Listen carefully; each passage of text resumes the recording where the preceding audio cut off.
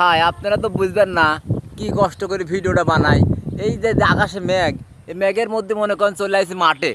এই মাঠের মধ্যে আসি বানাবো কি ভিডিও বানাবো বুঝতে পারতেছি না। তো মনে করলাম যে একটু মাঠে ঘুরে যায়, মেঘ লাগছে, মেঘ লাগছে আনতে সেই বৃষ্টি বৃষ্টি ই হচ্ছে, বাতাস হচ্ছে বুঝছেন।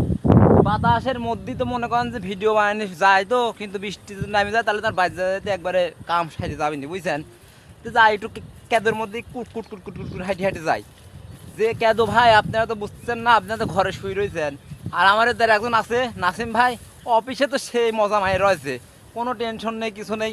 আর আরিফ ভাইয়ের কথা তো কবই না, ওরে বাবা রে বাবা।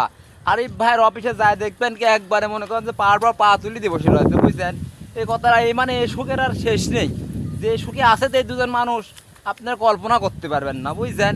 যে মানে যে একটা পরিবেশ করেছে অফিসের মধ্যেই, মনে হয় যে তারাই রাজা বুঝছেন। আর আমরা সব পূজা মানে খাইট পেরাইছি, আমরা ভাড়া খাইট পেরাইছি। তাই হোক, ভাড়া মারা খাইটামাটা হয়ে গেলে আমরা চলে যাবো না, অসুবিধা নেই। কেদো মেদো তো সমস্যা নেই বুঝছেন।